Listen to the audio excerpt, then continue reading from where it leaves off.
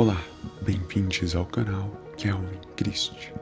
Você vai assistir a uma série de contos de uma forma bastante imersiva. Quando um gigante correr, quando um unicórnio atacar, lhe farei sonhar.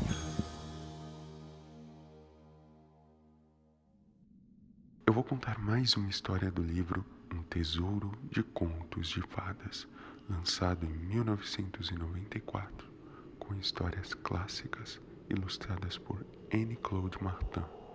Na verdade, é um remake do primeiro vídeo ASMR do canal, agora com gravação de vídeo e sons de Foley, para proporcionar uma experiência de imersão. Vamos começar. Prepare seu fone de ouvido, encoste em um lugar tranquilo e conheça a Menina dos Fósforos. Era o último dia do ano, véspera do ano novo, e estava terrivelmente frio. Estava nevando e logo iria escurecer. Eu já li essa frase tantas vezes que já até gravei. Através do frio e da escuridão, uma pobre menininha andava pelas ruas com os pés descalços e sem cachecol na cabeça. Ela tinha, na verdade, calçado chinelos quando tinha saído de casa, mas os chinelos não adiantavam muito. Eram chinelos muito grandes que a mãe havia usado antes dela. Eles eram tão grandes que ela os perdeu ao correr entre duas carroças para atravessar a rua. Um pé do chinelo se havia perdido e o outro foi levado por um menino que queria usá-lo como berço quando tivesse seus próprios filhos. A menininha andava com os pés descalços, que já estavam azuis de frio. Ela levava a caixa de fósforos no seu velho avental e estava segurando uma caixa deles na sua mão. Tinha sido um péssimo dia para ela.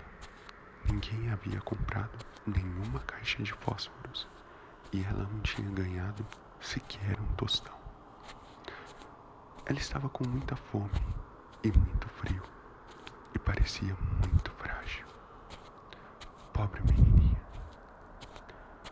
As luzes brilhavam nas janelas e havia um aroma delicioso de carne assada por toda a rua.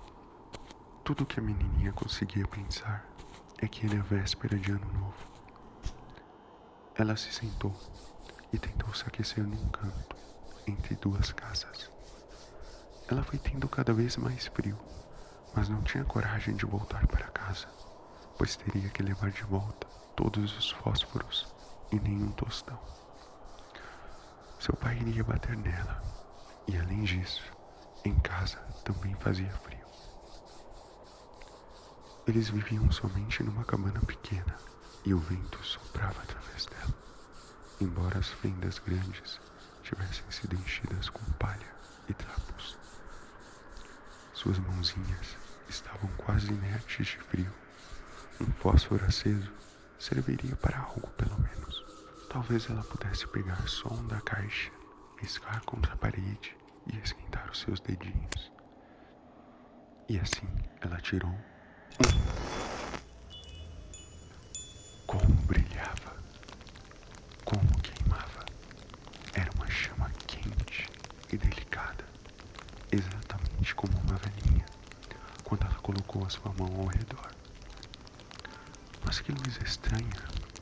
A menina tinha a impressão de que estava sentada em frente a um enorme fogão de ferro, com puxadores de latão polido e com panelas e frigideiras brilhantes.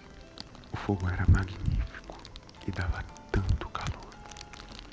A menina tinha acabado de estender os pés para aquecê-los quando a chama apagou-se e o fogão desapareceu. Ela ficou ali sentada, só com uma cabeça de fósforo queimado na mão.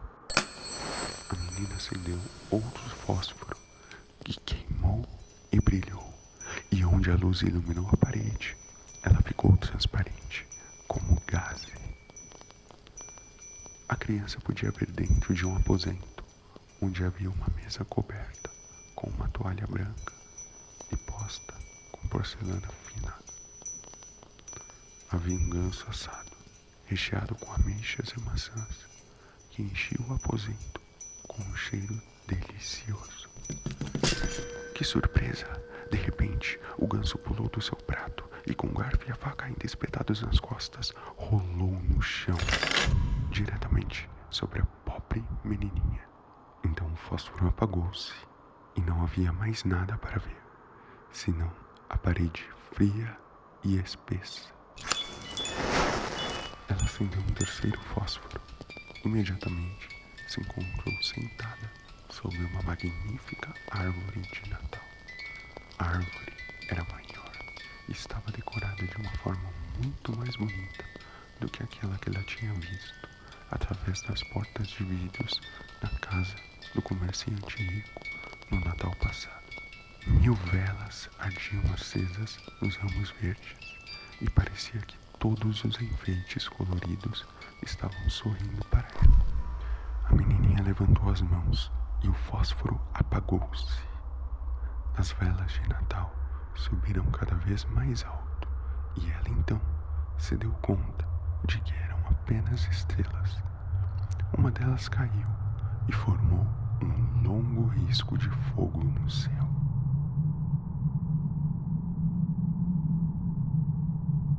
Alguém está morrendo, murmurou a menininha, pois sua avó, já falecida, que era a única que tinha sido bondosa com ela, costumava dizer-lhe: se você ver uma estrela cadente, isto significa que uma alma está indo para o céu.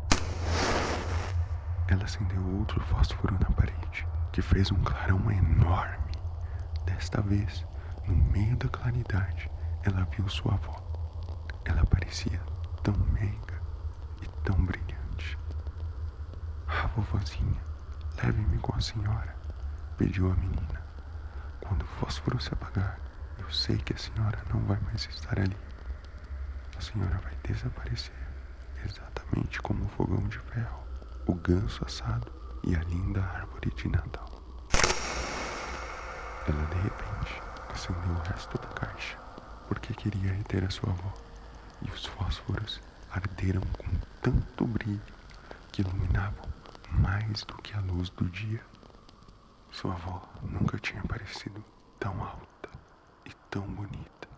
Ela levou a menininha nos braços e ambas voaram para longe com uma enorme alegria, cada vez mais alto, até que não havia mais frio, nem fome e nem sofrimento. Elas estavam no paraíso. Cedinho, na manhã fria, a menininha ainda estava sentada no canto, entre as duas casas. Suas bochechas estavam vermelhas e ela tinha um sorriso nos lábios. Ela estava morta.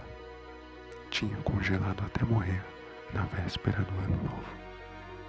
A manhã do ano novo surgiu sobre o corpinho sentado ali com os fósforos, um pacote quase totalmente queimado. Ela só queria se manter aquecida, alguém disse, mas ninguém sabia que coisas lindas ela tinha visto, ou com que esplendor ela tinha entrado no ano novo com a sua avó idosa.